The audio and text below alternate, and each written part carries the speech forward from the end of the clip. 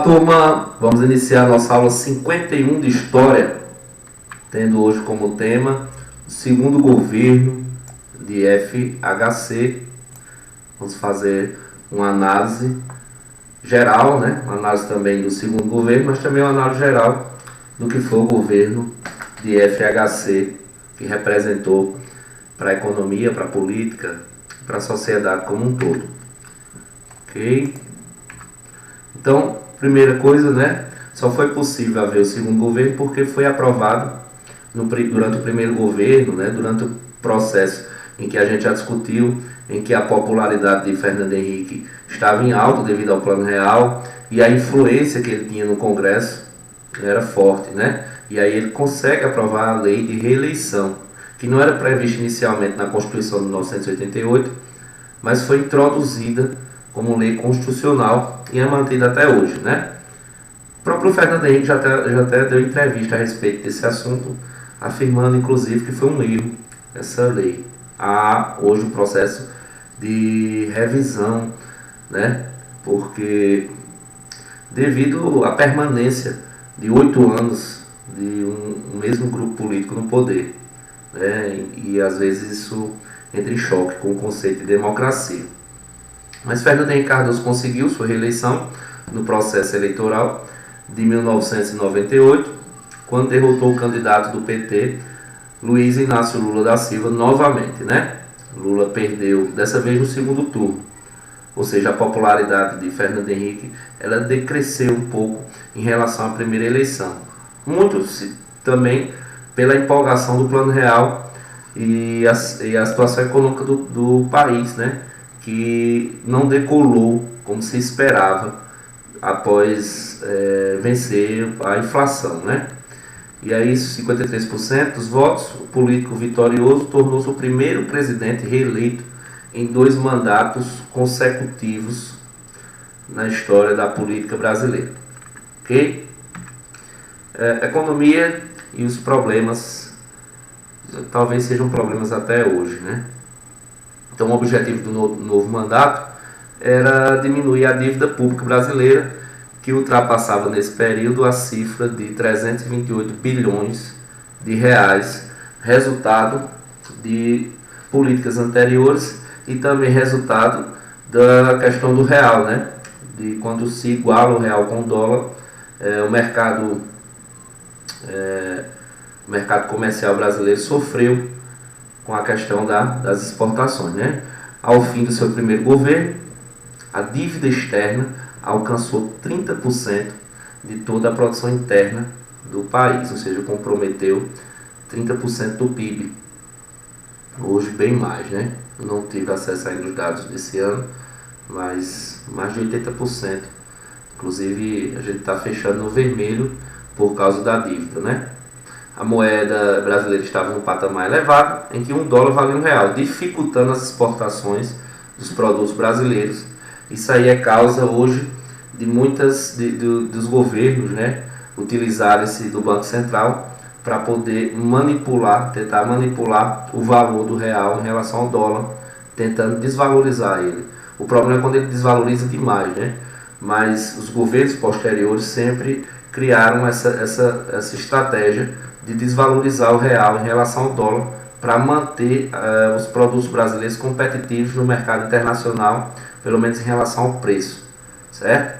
Altas taxas de desemprego e alto índice de corrupção política, não necessariamente ligada ao próprio FHC, mas espalhada pelo país, né? Como sempre, a corrupção é um grande problema estrutural brasileiro.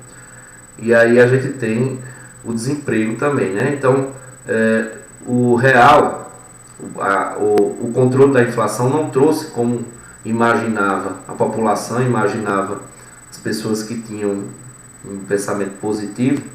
O controle da inflação ela não trouxe essa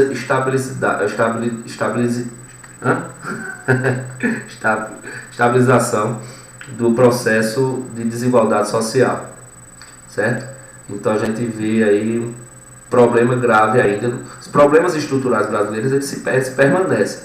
A economia ela decolou, certo? O Plano Real trouxe realmente investimentos, A economia brasileira se tornou cada vez mais forte, os produtos internacionais entraram no Brasil, o Brasil se moderniza sua indústria, certo? Moderniza sua forma de consumo, mas os problemas estruturais se mantêm, né? Um deles, fortes, e hoje é um dos problemas graves, é o desemprego, né? Então a desigualdade, a qualidade de vida foi outro reflexo dos problemas econômicos do país, né?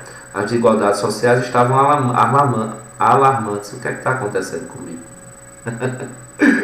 O IDH, Índice de Desenvolvimento Humano, que mede a expectativa de vida, o grau de escolaridade, o sanitarismo e a renda per capita, né? A gente deu uma melhorada na expectativa de vida atualmente, né? E no grau de escolaridade. Mas do ano 2001, das organizações das Nações Unidas, né, da ONU, mostrou que o Brasil ocupava a posição 69 entre 162 países. O que é que quer dizer isso? Que não adianta o Brasil estar entre as 10 maiores economias do mundo, certo? Se o índice de desenvolvimento do Brasil é de níveis de países medianos ou de países pobres. Ok? Lei de responsabilidade fiscal. Essa lei foi importantíssima porque há, a partir dessa lei, um controle dos gastos públicos e uma organização no que vai ser gasto, né? Acho que a gente já tinha comentado a respeito disso. Então, no início de um mandato, de um governo, se faz um orçamento de quanto deve ser gastado nas diversas áreas, saúde, educação, lazer, enfim. E aí você tem que destinar aquela quantidade de dinheiro específica, tem que fazer esse orçamento, tem que ser cumprido, à risca, né? A pena do gestor, no caso, o prefeito, o presidente, o governador, o gestor do poder executivo, a pena dele ser cassado ou até mesmo preso, responder pessoalmente. Por isso que há uma preocupação grande em se manter as contas públicas em dia, né? O problema é que quem vota as contas públicas são as casas, né? É o poder legislativo, as câmaras de vereadores, né? O Congresso, no caso do governo. E aí há sempre articulações políticas no intuito de se movimentar esses orçamentos, né? Mas, de certo modo, já controla a gastança, né, que havia antes da Lei de Responsabilidade Fiscal. Então, a Lei de Responsabilidade Fiscal provocou uma mudança substancial na maneira como é conduzida a gestão financeira dos 3 níveis de governo. Até então, o governo federal não tinha mecanismos para medir o endividamento total do país, como medida de contingenciamento para a implementação da Lei de Responsabilidade Fiscal. O governo tomou para si as dívidas públicas estaduais e municipais. Isso aí aumentou muito a dívida que a gente viu aqui, a dívida pública brasileira, essa incorporação das dívidas dos estados, né? E acho que foi uma pressão do Congresso na época, porque os estados, os governadores se colocaram na época contra a Lei de Responsabilidade Fiscal, afirmando, né, que tinham pesadas dívidas e não tinham como manter uma sanidade fiscal nos seus estados. E aí o governo federal ele compra as dívidas dos estados, passa para o governo federal, os estados, e hoje já está tudo devendo de novo, né? Só no Brasil. E aí os estados eles zeraram suas dívidas, certo? Dívidas públicas, e a partir daquele momento os governadores eles tinham que cumprir com o plano fiscal estabelecido pela Lei de Responsabilidade Fiscal, que é vigente até hoje, ainda bem, né? Então impediu que prefeitos, governadores se endividassem novamente os estados e municípios além da capacidade de pagamento.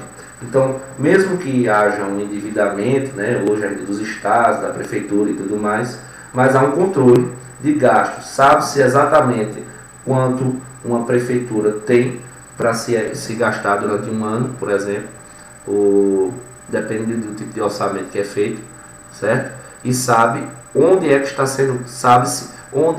sendo gasto esse dinheiro. Isso é muito importante inclusive para participação e acompanhamento do cidadão, né, nas decisões financeiras de determinado município, de determinado governo, né.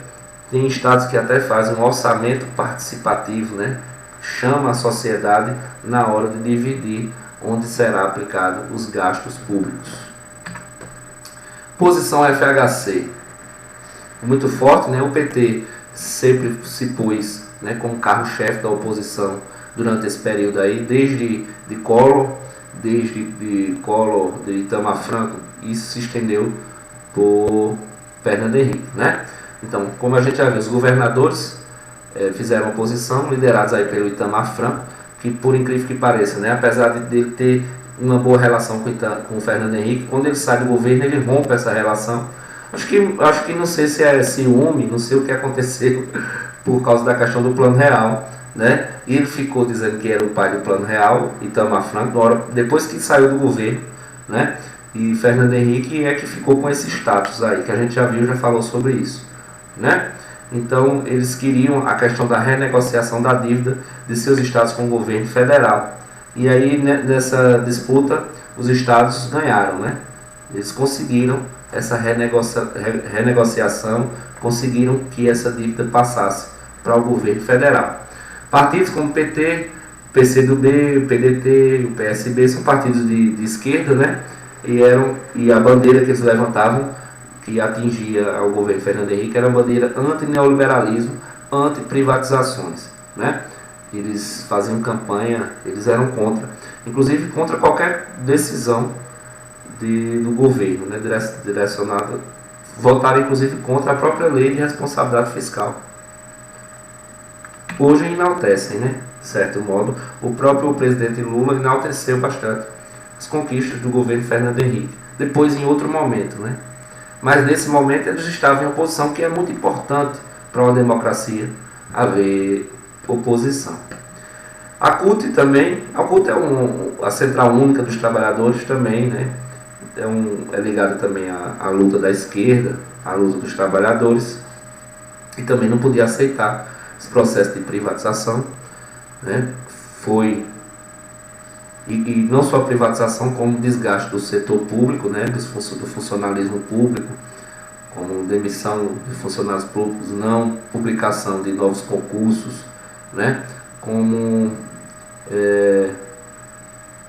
a tentativa de fazer reformas no setor trabalhista. A CUT está de olho nisso aí porque ela está do lado dos trabalhadores, né? Faz todo sentido.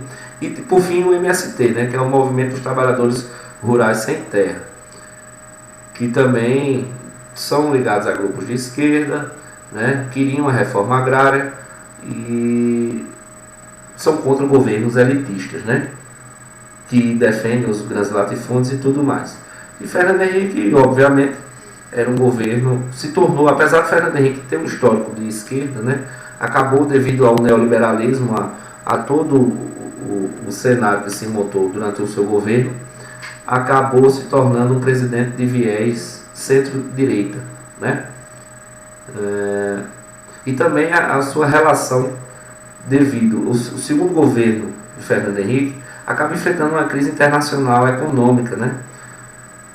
A países que eram parceiros do Brasil, como o México. Isso acabou afetando a economia brasileira, de tal modo que Fernando Henrique teve que recorrer ao FMI. Daí o endividamento ter aumentado também, certo? Ao Fundo Monetário Internacional atrás de empréstimos. E o FMI tem aquelas condições, né? Isso engessou bastante o segundo governo de Fernando Henrique em áreas estratégicas como educação e saúde, certo? Porque congelou investimentos nessas áreas. Isso provocou bastante insatisfação de grupos, apesar de ter conquistas, né? A gente vai ver aqui no lado social. Muito se fala que Fernando Henrique não investiu no lado social, e aí a gente vai mostrar alguns pontos, né? Não investiu o que poderia ter investido, justamente devido a esse engessamento provocado pelo FMI.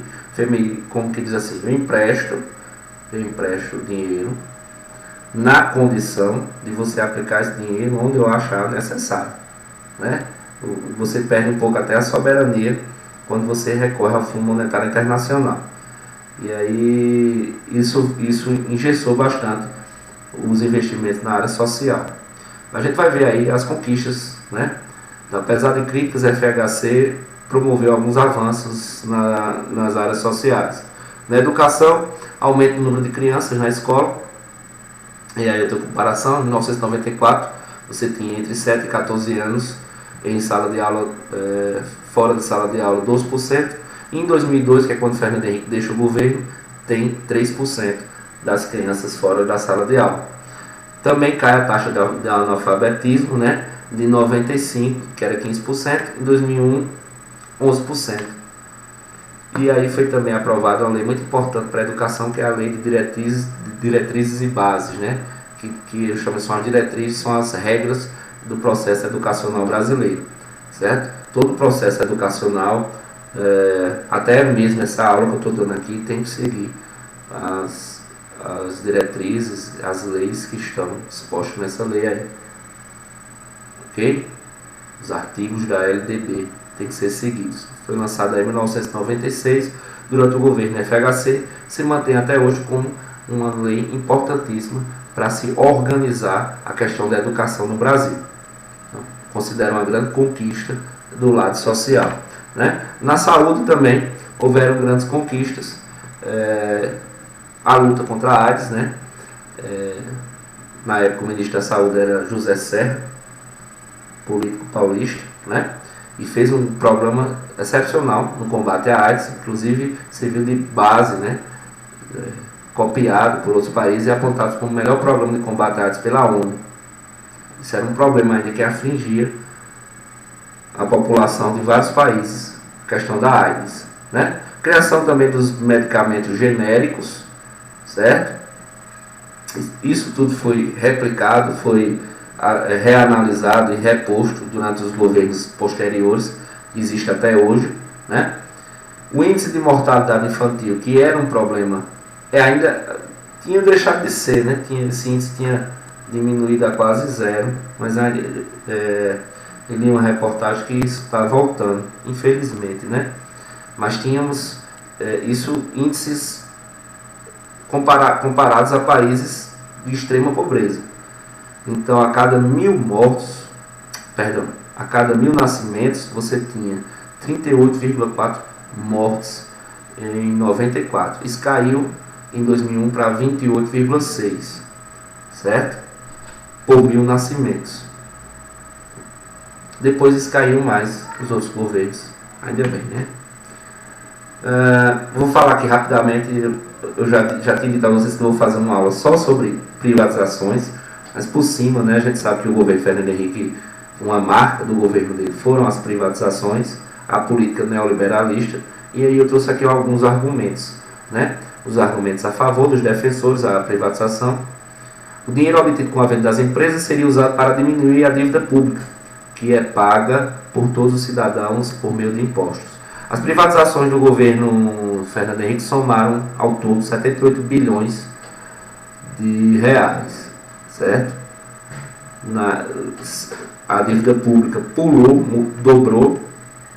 A gente viu que a dívida pulou aí para 328 bilhões, fazia nenhuma cócega, né? Mas já é alguma coisa. Vá saber se isso vale a pena, né? Você abrir mão do patrimônio que é público, né? Estatal. Então esse é um dos argumentos, que a venda vai gerar dinheiro para o país poder pagar suas dívidas ou investir nas áreas sociais, enfim. Nas mãos da iniciativa privada, as empresas se tornariam mais eficientes e conseguiriam oferecer à população bens e serviços de melhor qualidade, né? Também há uma crítica em relação a isso, não é um consenso. Muitos elogiam o serviço público em determinadas áreas, certo? Alguns criticam áreas do serviço público, e isso é um ponto de debate muito forte, é um argumento, certo? Porque no setor privado, se você está oferecendo um serviço de baixa qualidade, a concorrência faz com que você perca espaço. No setor público, como não há concorrência, há monopólio, nas estatais, Então, se você oferecer um serviço de baixa qualidade, você não tem como recusar. Por exemplo, caso clássico atualmente em discussão dos Correios, né? Pessoas que não gostam do serviço dos Correios e dizem, mas não tem um plano B, eu não tenho uma empresa para poder enviar minha correspondência que não seja através dos Correios. Então, o ideal seria que fosse, quem pensa assim, né, que houvessem várias empresas privadas, e aí eu escolho a que me oferece o serviço melhor e o preço melhor, certo? Na prática nem sempre é assim, porque a gente vê que existem conglomerados aí que fazem acordos de preço, né? E aí a gente acaba ficando refém de todo jeito, mesmo dando a falsa sensação de que a gente tem essa liberdade de escolha.